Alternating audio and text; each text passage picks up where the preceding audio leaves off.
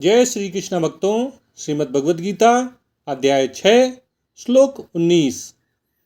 यथा दीपो निवातस्थो नेंगते सोपमा स्मृता योगिनो यत चित्तस्य युञ्जतो योगमात्मनः। भगवान कृष्ण उस ध्यान योगी की तुलना वायु रहित स्थान में रखे हुए दीपक से कर रहे हैं जिसका चित्त आत्मस्वरूप में भली भांति स्थित हो गया है। भगवान अर्जुन से कहते हैं कि जैसे वायु रहित स्थान में रखे हुए दीपक की लौ हिलती डुलती नहीं है, चेष्टा रहित होती है, वैसी ही उपमा संयमित चित्त वाले योगी की कही जाती है जिसने ध्यान योग के अभ्यास के द्वारा अपने चित्त को आत्मस्वरूप में ही स्थित कर लिया है। अर्थात जैसे वायु रहित स्थान में रखे हुए दीपक की लौ स्थिर रहती है, हिलती डुलती नहीं है, वैसे ही संयमित चित्त वाला ध्यान योगी ध्यान योग के अभ्यास के द्वारा अपने चित्त को आत्मस्वरूप में ही स्थित कर देता है। भगवान कृष्ण दीपक का उदाहरण देकर अर्जुन को एक ध्यान योगी की उस स्थिति के बारे में बता रहे हैं जिसमें उस ध्यान योगी का चित्त पूरी तरह से आत्मस्वरूप में स्थित हो जाता है। भगवान कहते हैं कि जैसे दीपक की लौ वायु रहित स्थान में हिलती डुलती नहीं है, बिल्कुल स्थिर रहती है।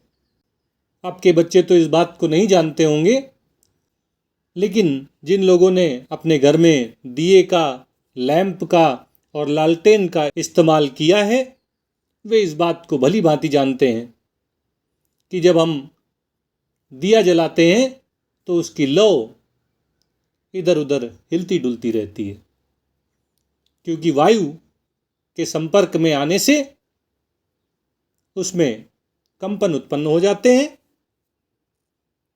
वायु उसे अपने साथ इधर उधर हिलाती डुलाती रहती है। लेकिन लालटेन या लैंप की लौ जिसमें वायु आकर उसे हिला डुला नहीं पाती है, वह बिल्कुल स्थिर रहती है। उसमें ना तो कोई कंपन ही होता है और ना ही वह हिलती डुलती है। इसी तरह अगर हम दिए को किसी ऐसे स्थान पर रख दें जहाँ वायु की गति बहुत ही कम हो, इतनी कम कि वह दिए की लौ को हिला डुला ना सके, तो वह लौ हिलना डुलना बंद करके दृढ़तापूर्वक स्थिर हो जाती है।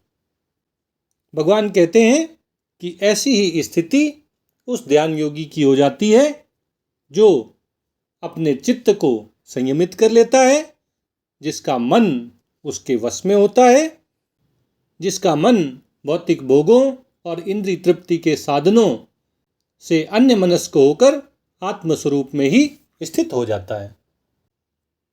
नियम पूर्वक प्रतिदिन ध्यान योग का अभ्यास करने से साधक उस स्थिति को प्राप्त कर लेता है जिसमें उसका चित्त आनंद का अनुभव करते हुए सदा आत्मस्वरूप में स्थित रहता है। भगवान कहते हैं कि जैसे स्पंदन रहित वायु वाले स्थान में रखे हुए दीपक की लौ हिलती डुलती नहीं है, ठीक वैसी ही उपमा संयमित चित्त वाले ध्यान योगी को दी जाती है जिसका चित्त आत्मस्वरूप में दृढ़तापूर्वक स्थित हो जाता है। यह अवस्था ध्यान योग की सफलता की अवस्था है। ऐसी स्थिति ध्यान योग में सिद्धि प्राप्त होने पर ही साधक को प्राप्त होती है।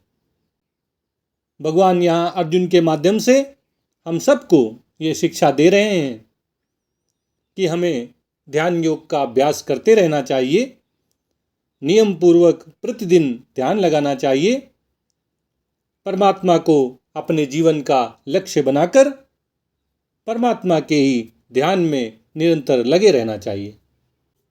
और इस तरह निरंतर ध्यान योग का अभ्यास करते रहने पर एक दिन हम उस स्थिति को प्राप्त कर लेंगे जब वायु रहित स्थान पर रखे हुए दीपक की लौ की भांति हमारा चित्त भी आत्मस्वरूप में ही दृढ़तापूर्वक स्थित हो जाएगा।